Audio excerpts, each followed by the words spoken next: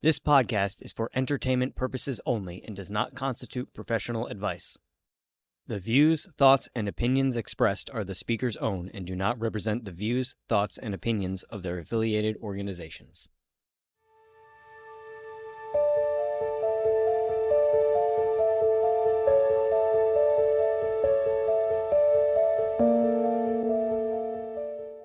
Welcome back to Ready to Connect. I'm Ryan. I'm Lisa. I'm Heather. And today we have the start of an awesome series. So we reached out to listeners to share their stories. And here are the stories that we wanted to share.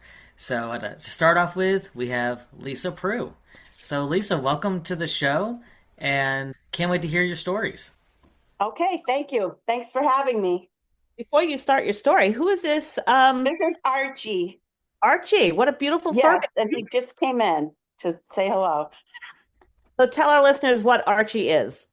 Archie is a rescue from Applington, Georgia, and he is, we're pretty sure, Weimaraner, Great Dane stuff, a mix. Gotcha. And he's very, very connected to me. He's one of three. We lost our older pup last week, but yeah, now we have two. All right, Yeah. Let's hear the story.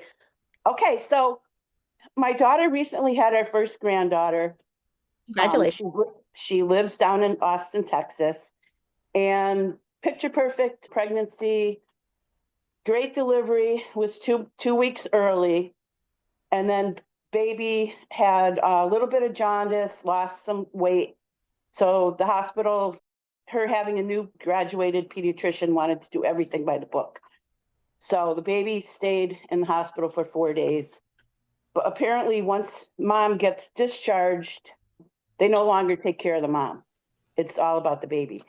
So she wasn't drinking, she wasn't eating, she wasn't doing any of that, but they were asking her to do triple feeding, something like that. So that's just a brief synopsis of she got physically in trouble. I hear that.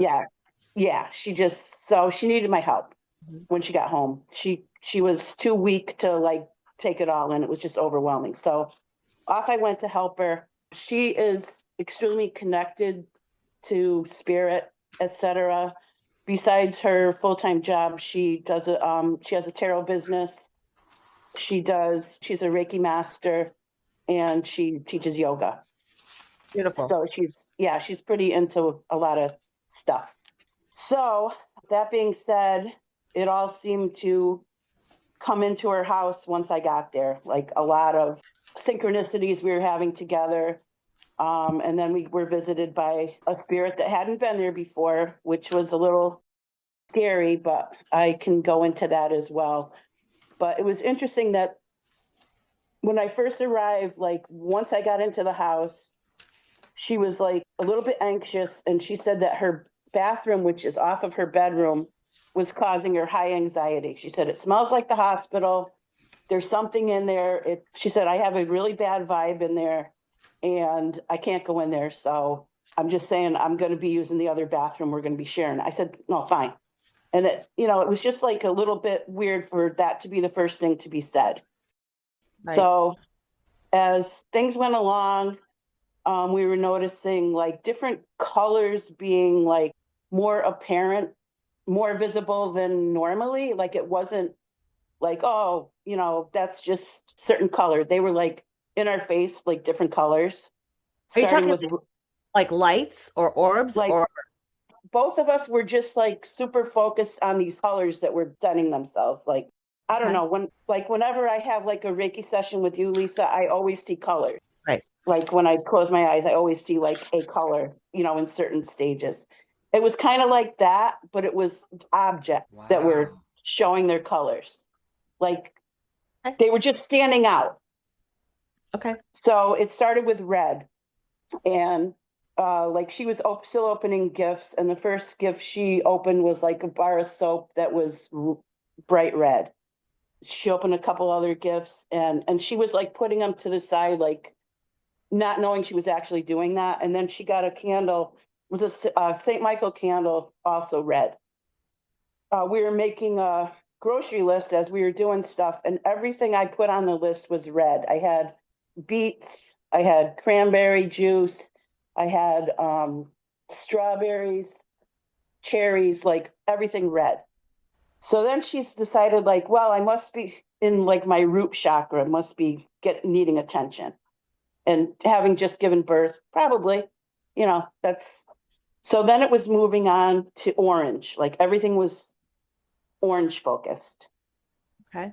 And so then she's like moving up her chakras, like trying to get into line. It was funny because her whole pregnancy, when she took a shower, she would take an orange in with her and peel the orange to get the orange scent plus, snack, whatever in there.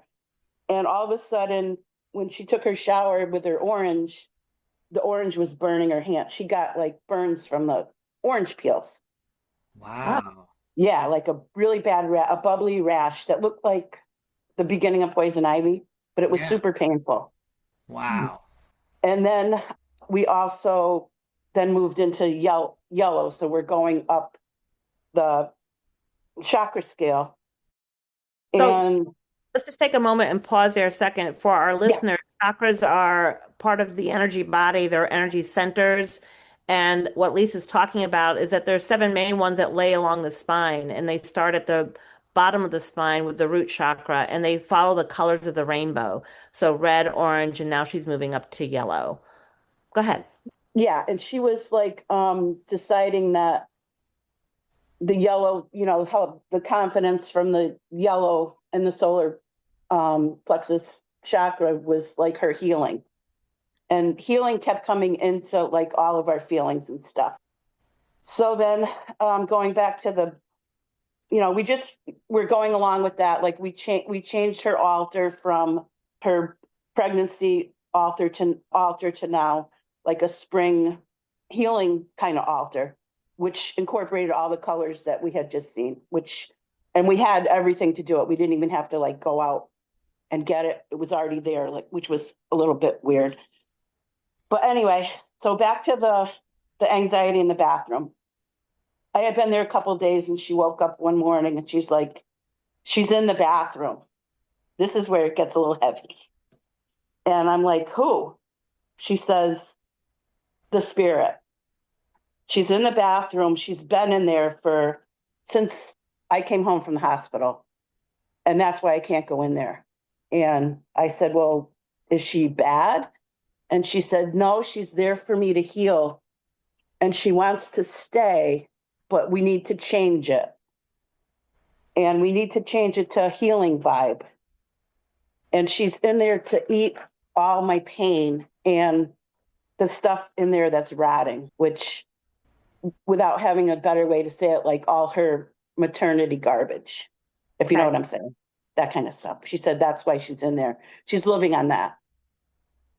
And she likes it in there. She likes the vibe, but she wants it to be more of a healing vibe. But she wants to stay. She needs it changed. So we started like changing. I went in there. She couldn't do it because she couldn't stand it in there. And I mean, the spirit she had a name. I could feel her like when she would keep coming in and out. Like she was talking to Shelby, but when she was with me, it was total body chill. Well, that's how you knew she was with you. That was my question. Like you said, Yeah. I could, or how did you feel her? Yeah, I could feel her through being extremely cold. And then Shelby could hear her. Okay. And it was when I got home, she was in my bathroom here. Oh. Oh, wow. Yeah. So I changed the bathroom here as well. And she goes away. It sounded like she was a healer of some kind, no? She was a healer, but when we looked her up, she kind of had a bad vibe around her, like a bad description. She was like strange in that she was she was all about decay and rotting and compost and that kind. She was all about that. Like she wanted, like when she was around, it smelled like you were in the forest and it just rained. Mm. Okay.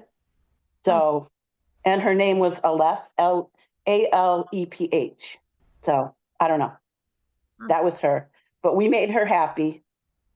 Okay. And she also was Shelby's very best bathroom at the same time. Like she could feel it over there at her house. Really? So Wow. that was interesting. But we took care of her. Mm-hmm. And then Shelby was noticing my fatigue. So she made me a spa day. And she said, I'm going to set you up this nice tray. You're going to lock yourself in the bathroom. She has a big soaking tub and you're just going to relax. So I set myself up for that. And she gave me this beautiful like TV tray. On it she had a cup of tea. There was a bath bomb in there. There was a spell candle and a little journal I could write stuff on. And one of Shelby's spirit guides is a Sunan, or he's a genie, I guess is a better. And his name is Tutak. He says it really fast.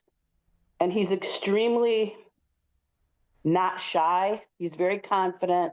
He has no boundaries. And he likes to be very close. Like he likes to be like super close. Did he join you in And the tub or something?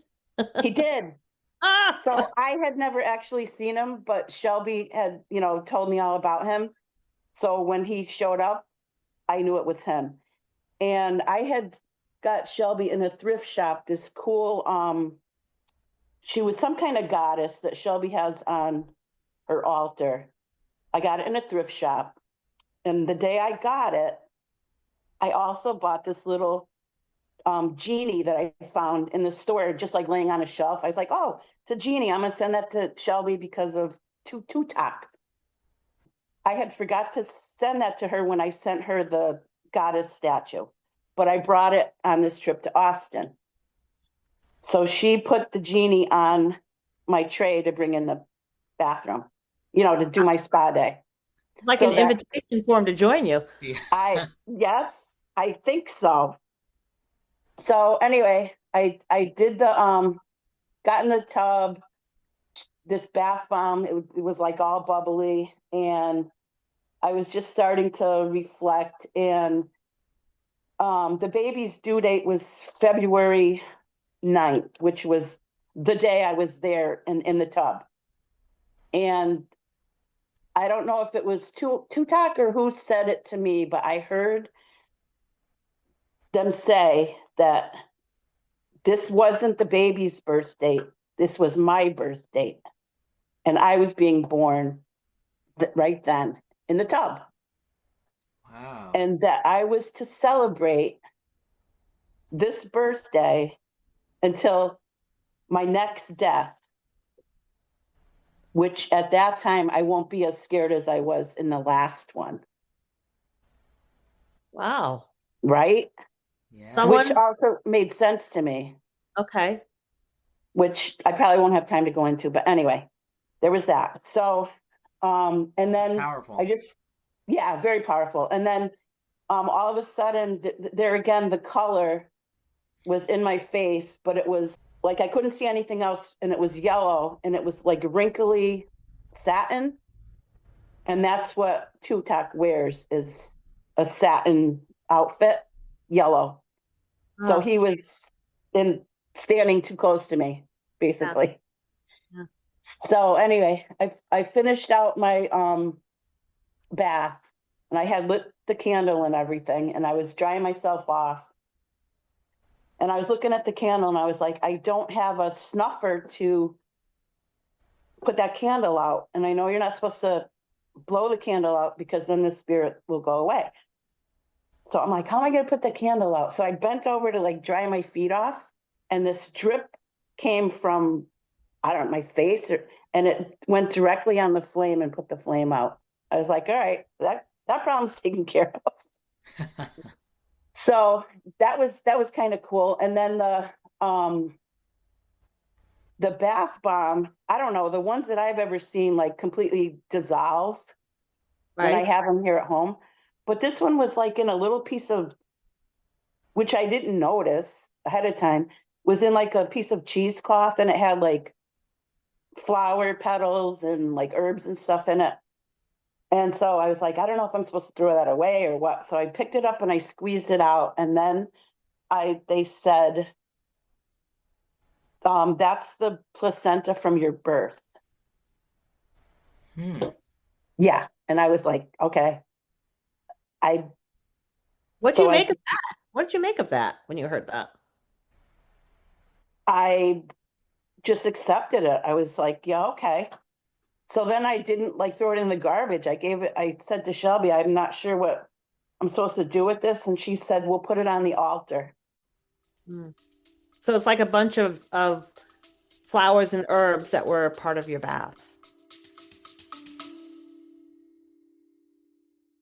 Hey everybody, love Ready to Connect? Become a Patreon supporter for $1 a month, and that'll earn you a shout out or a credit roll. Love Ready to Connect? Why not support us with a Ready to Connect Enthusiast tier? For $5 a month, you get exclusive content as well as power voting on our next topics, in addition to everything you would get as a Ready to Connect supporter. If you love Ready to Connect and you want to become a Ready to Connect insider for $10 a month, in addition to everything that you'll get in the other 2 tiers, you will also get a chance to be a guest on our podcast. All tiers, no matter how you choose to support Ready to Connect, you will be getting the podcast episodes a day early. Thanks for supporting us.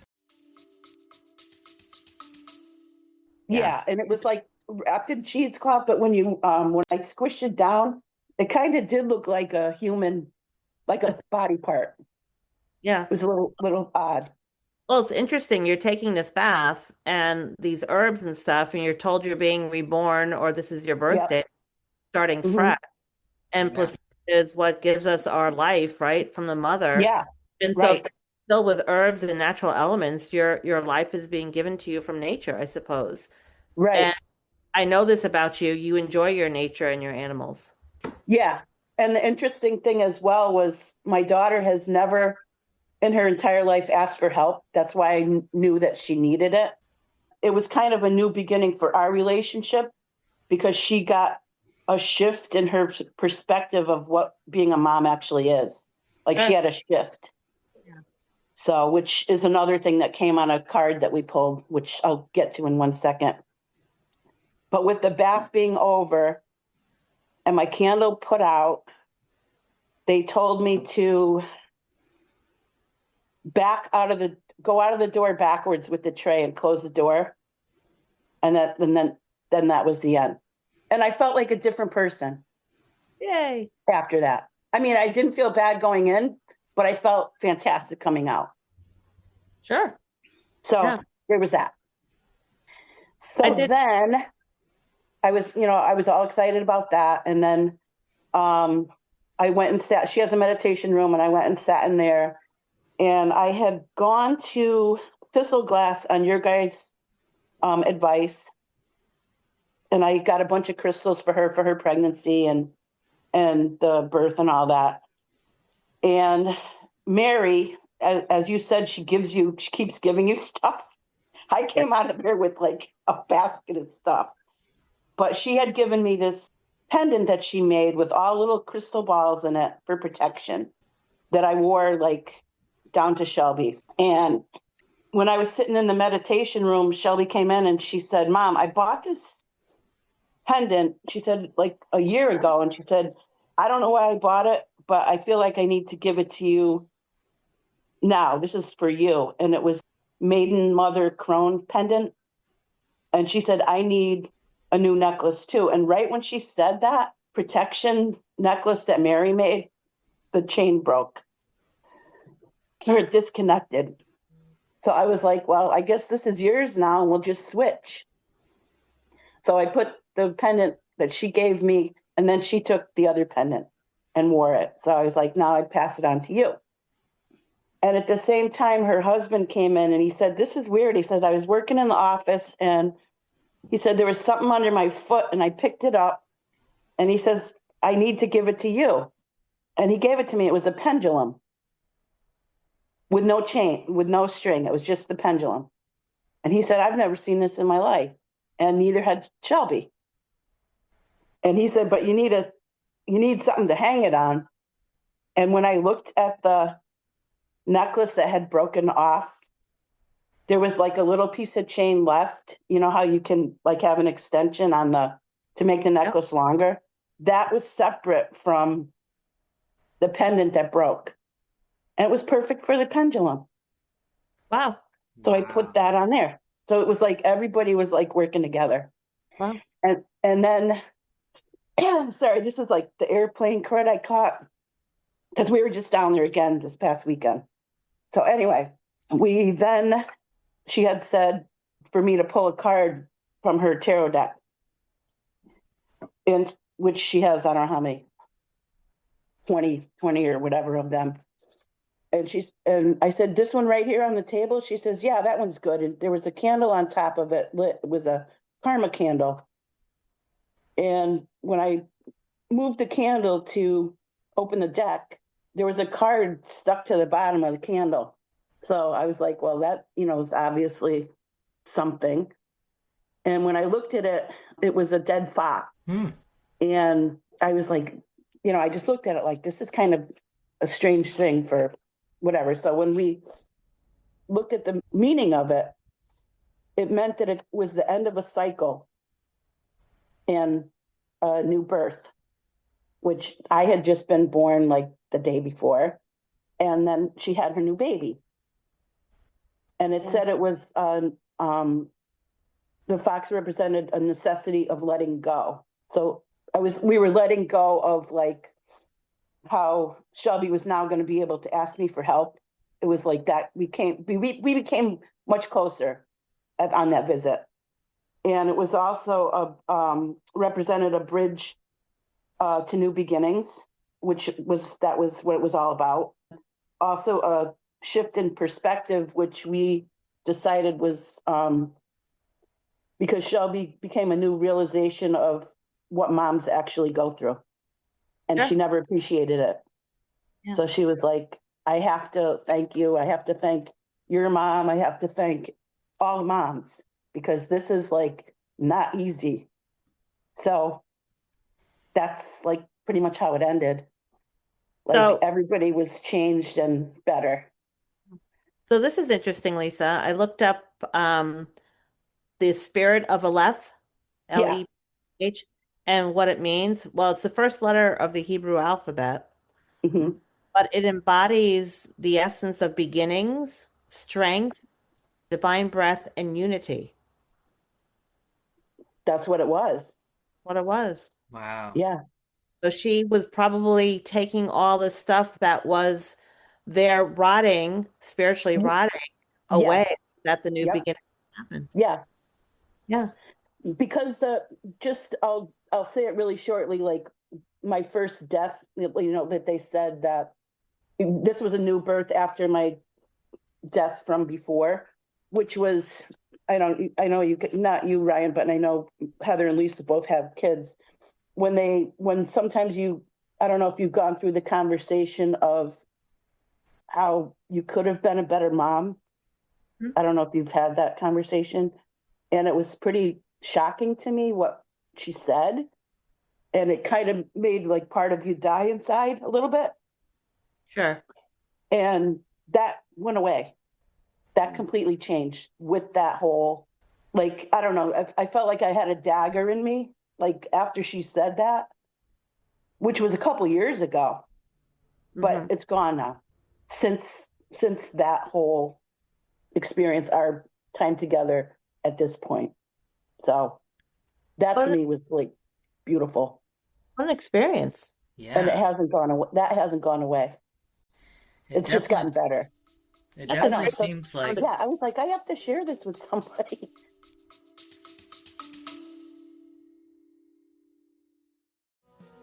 If you like what you're hearing and want to check out more podcasts from Artist Haven Media or are interested in recording a podcast at our studio, find out more information by visiting our website at artisthavenmedia.com.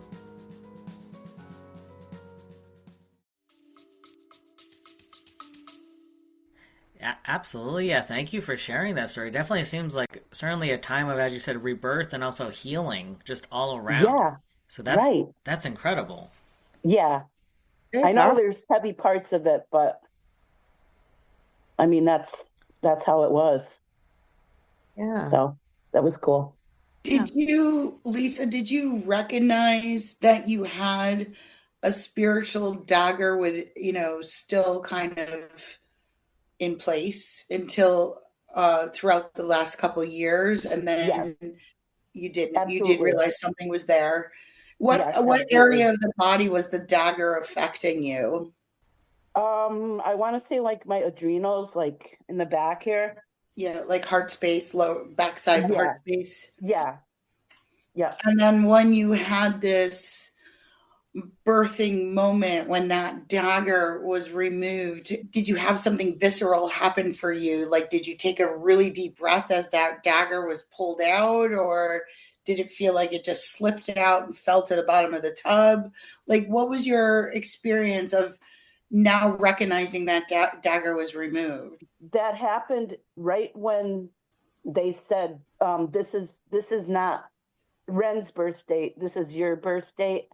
Mm-hmm. And then I was like so focused on, okay, what's coming next? And when they said, for you to celebrate until your next death, which won't be as terrifying. Mm. And I just felt like this, like a lighterness, like something was just like left. It wasn't like a pain that left. It was Right. just like a feeling like I'm so much more myself now. Like I can like take a step again. And Lisa, if you were able to sit down and sketch something, even if you're not an artist, can you see the dagger that came spiritually was removed from you? Yeah. Yes. Okay. So in pagan traditions, we use the athame to open the directions. So maybe there's a way for you to sketch your dagger and create an athame from it, or just use if you can't create the actual a theme with it, you could just use the spiritualization of the picture you draw, and then that is your calling to use that. It's now in a theme instead of just being a dagger, to open ceremony for yourself, or meditation for yourself, or cutting cords away from so that you can heal or other people can heal. So it's an open doorway for exploring even deeper roots of paganism too, because we take the daggers and we turn them into positives. Okay. So how should I like just keep a picture of it or just in my So mind? So yeah, I would take the picture, and if you do your best to get it onto the paper, maybe you can find on the internet a dagger or It's an the thing that might oh, you do have it. See? I Yeah. just drew it. Okay.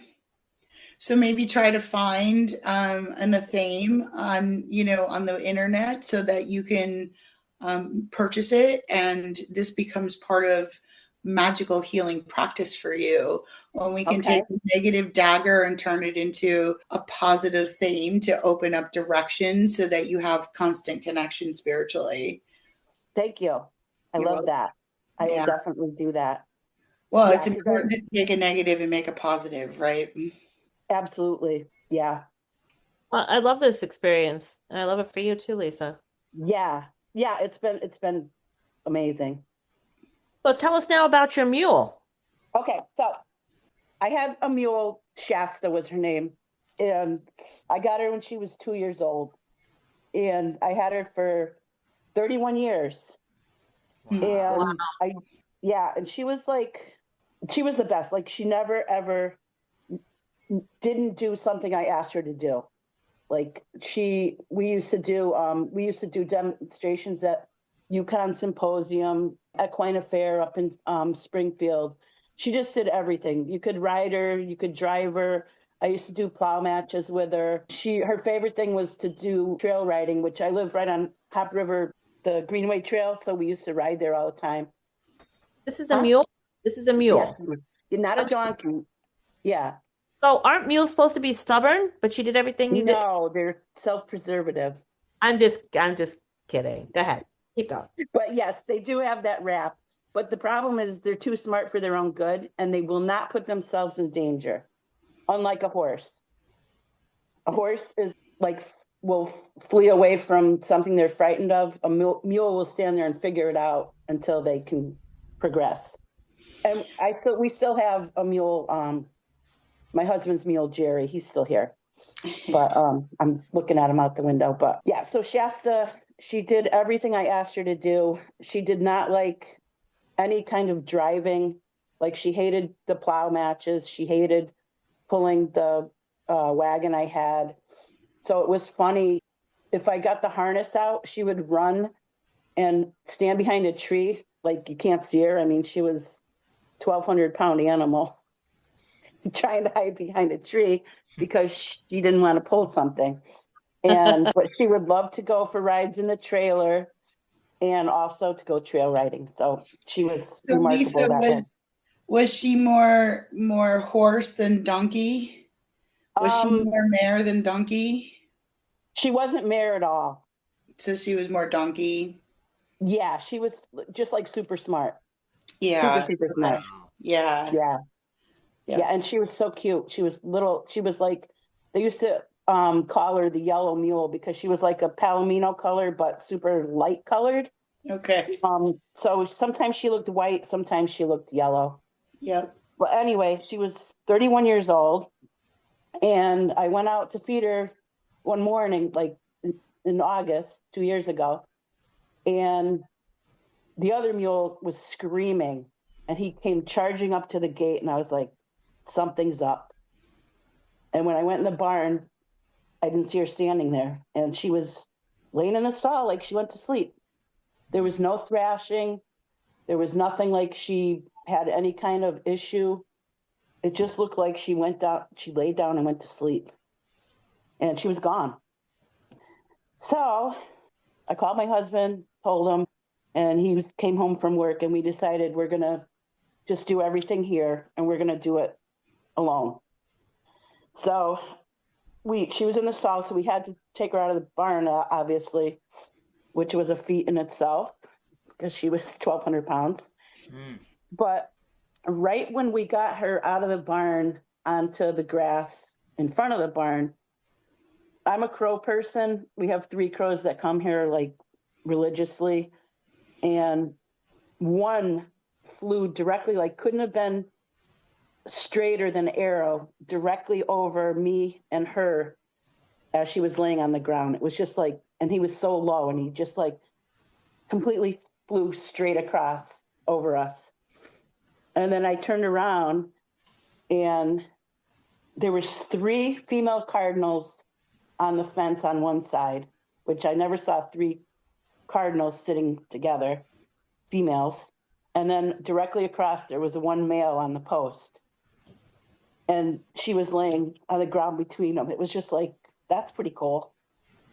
And then that night, we were watching something on TV. I wasn't really watching. I was just like in a daze.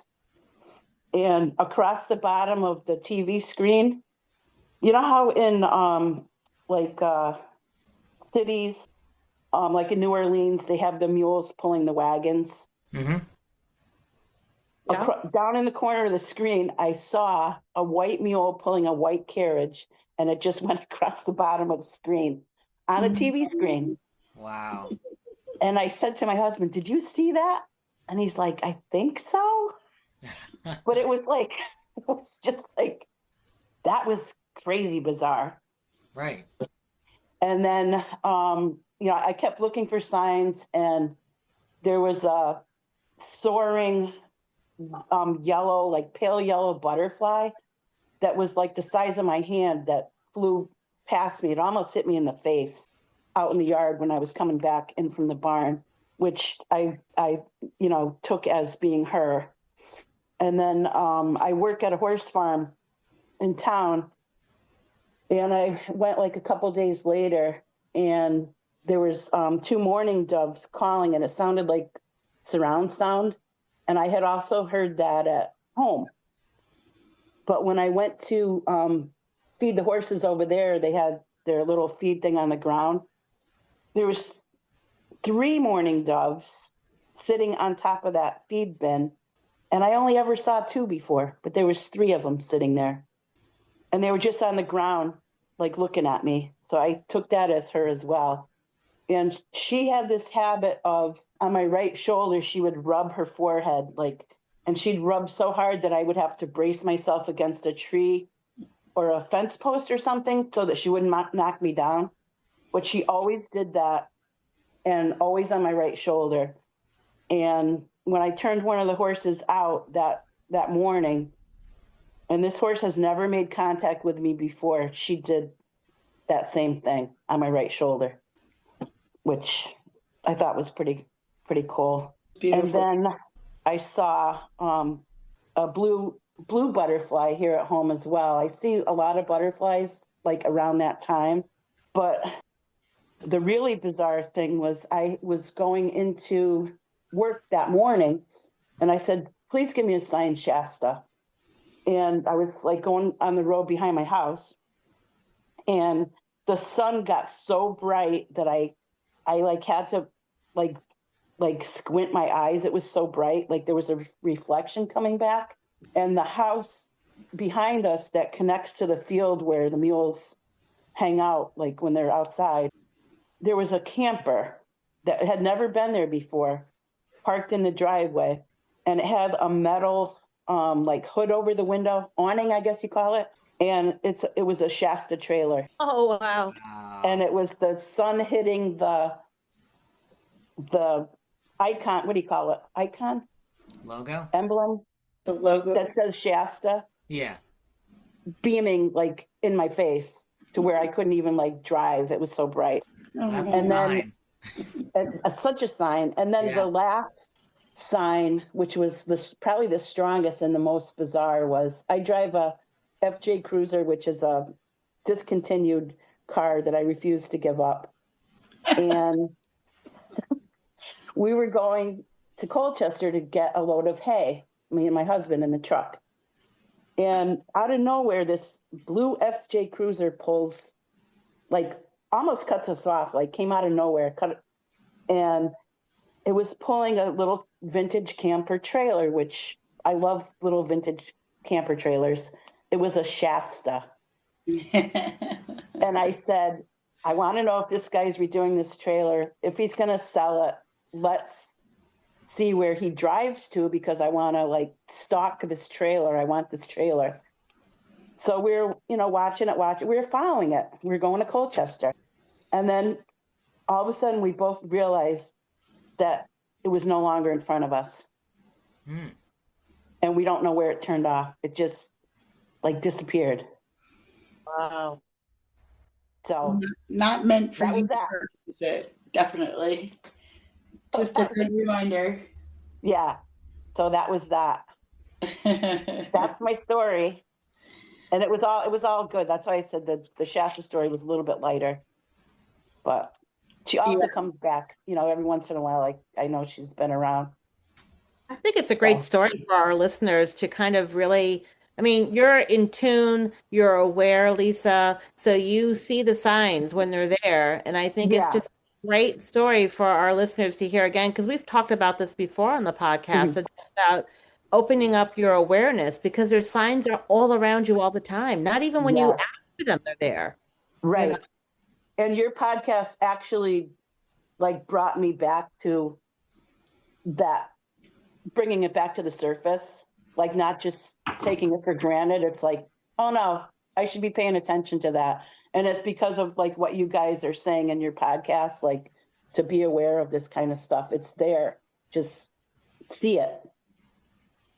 Tap into it. Maybe not see it, maybe hear it or feel it, right? Right. It's always right? Yeah, absolutely. Exactly. Because I think we're so instantaneous in our society that we're just not listening to, we're not looking, right? We don't listen to the signs sometimes. We're not listening or look, whatever. And when we can be present, it's just like little miracles throughout the day, right? And those are exactly. And I met this old cowboy guy years ago, and he said, don't just look, but actually see. which you have to really like deeply think into what that actually means. Yeah. But there is a difference between looking and seeing. Mhm. And then he said, it's the same with listening. He says, don't just listen. You have to actually hear. And that goes over and over in my head a lot. And I try to like tell people that because there is a difference. Very much so. Yeah. And But and you not forget, you everything is get a all sign. tangled up.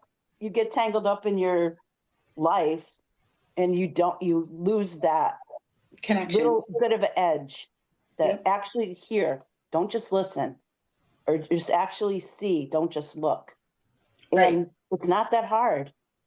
And it's such a good thing to do. Like it changes your day or it changes your everything. It's very cool. And when you utilize what you're saying, because not everything's a sign. You could be driving down the road and the hawk just flies over you. Okay, I saw it. But when that hawk is flying in front of you and looks right at you and then continues, now you really need to look at that, right? Exactly. Yes. Right. Or when you hear something, sometimes we just hear things, but then there's times where we hear things and we Yeah. know that changes the trajectory of whatever's happening in that moment. So again, you're absolutely right. And he's absolutely right. We take all of it for granted. We just get used to, the mundane, everyday ritual we do. We get up, we have coffee, we put our pants on, we go to work, right? Yeah.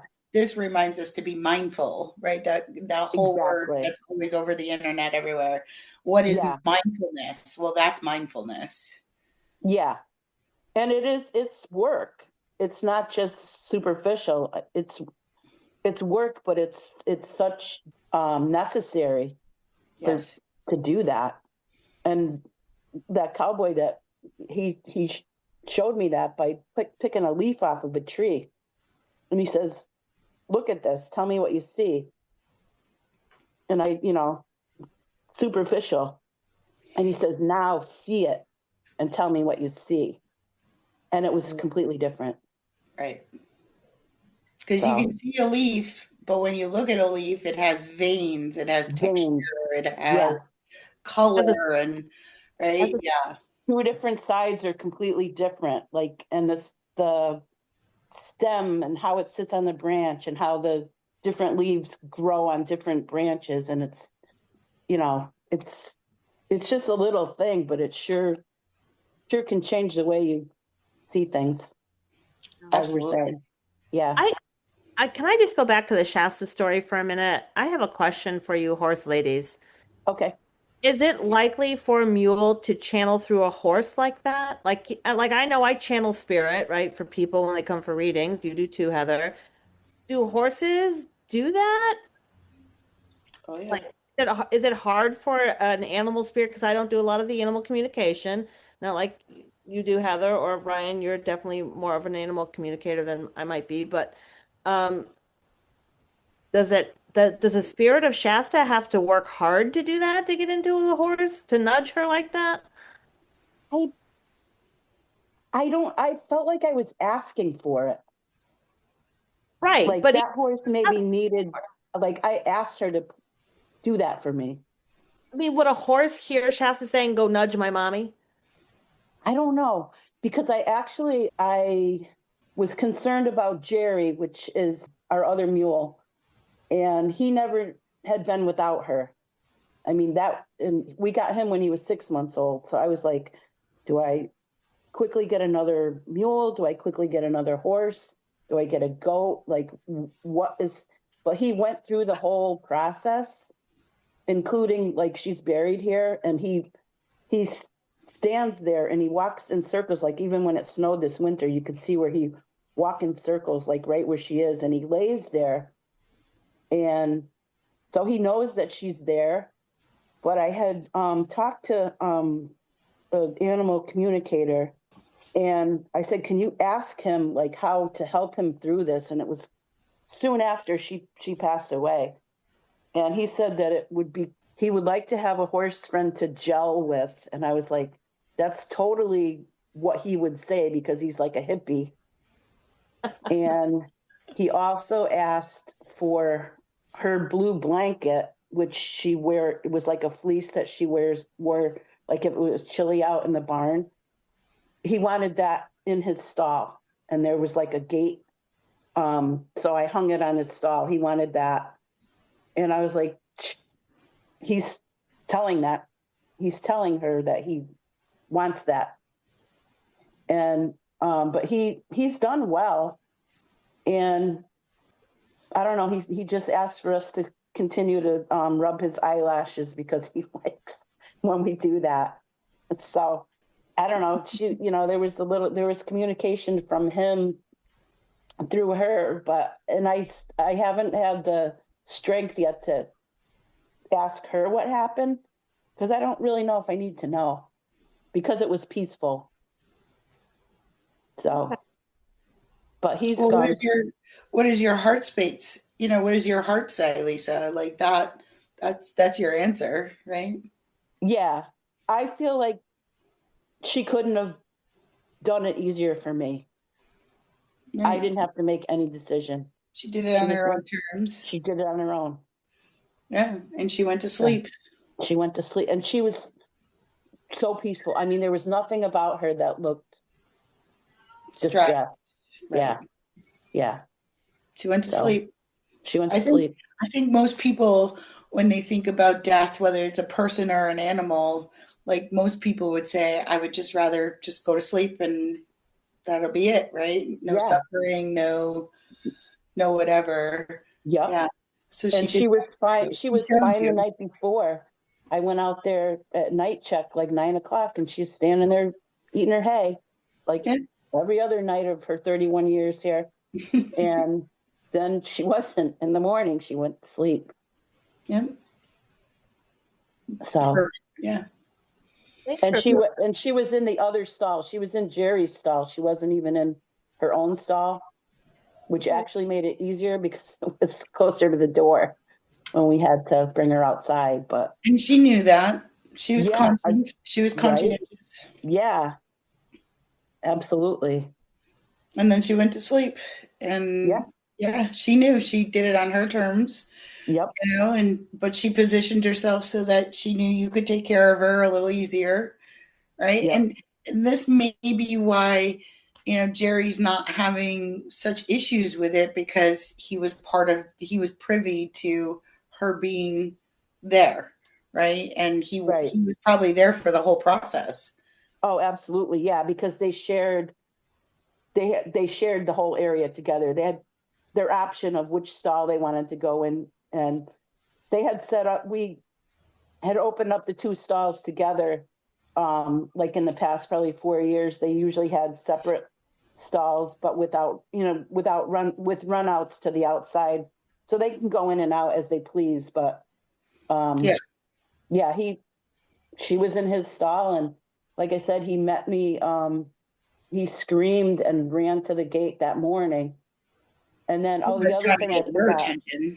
Yeah, in the grass, as I was walking up, there was a circle in the grass of little mushrooms, like a complete big circle.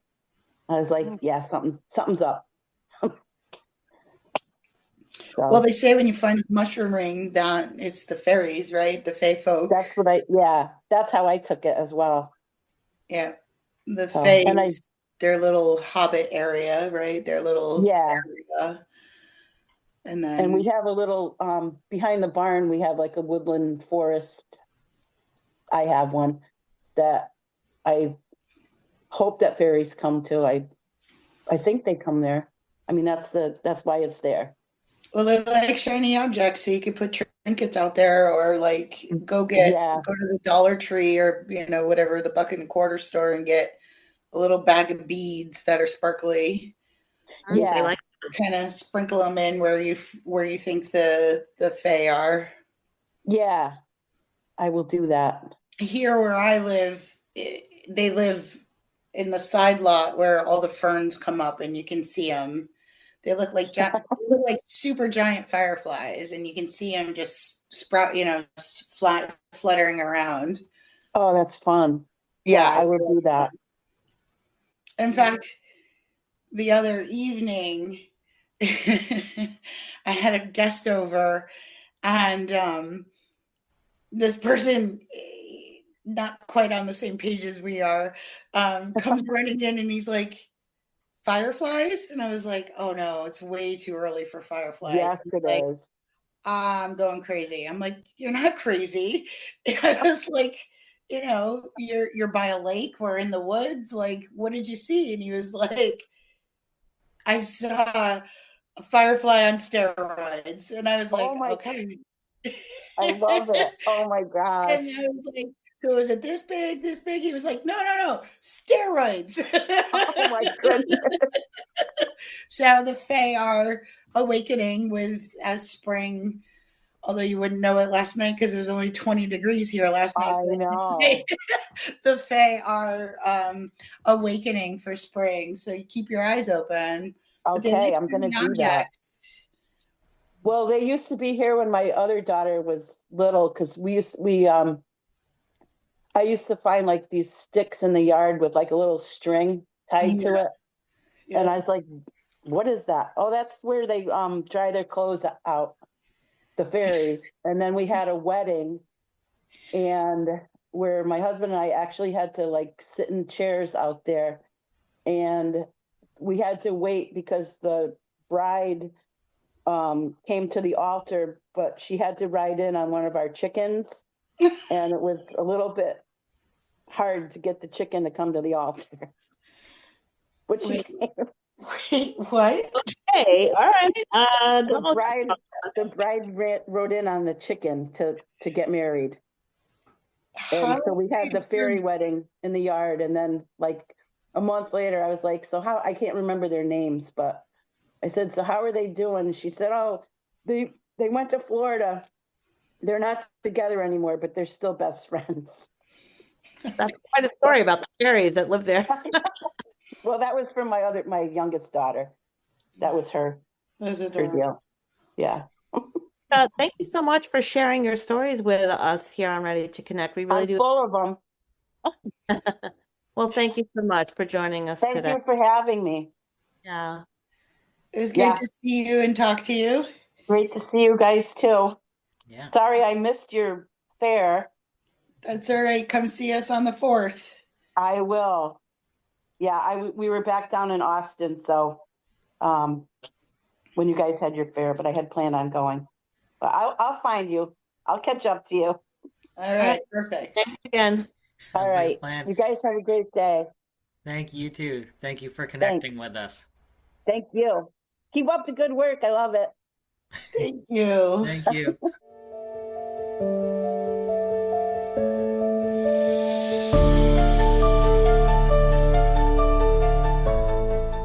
Thank you for tuning in to Ready to Connect. If you're interested in exclusive behind-the-scenes content, be sure to like, share, and follow us on social media by searching for Ready to Connect Podcast on Facebook, Instagram, TikTok, and YouTube. And for those looking to further support our podcast, consider subscribing to our Patreon at patreon.com/readytoconnectpodcast. And until next time, get ready to connect.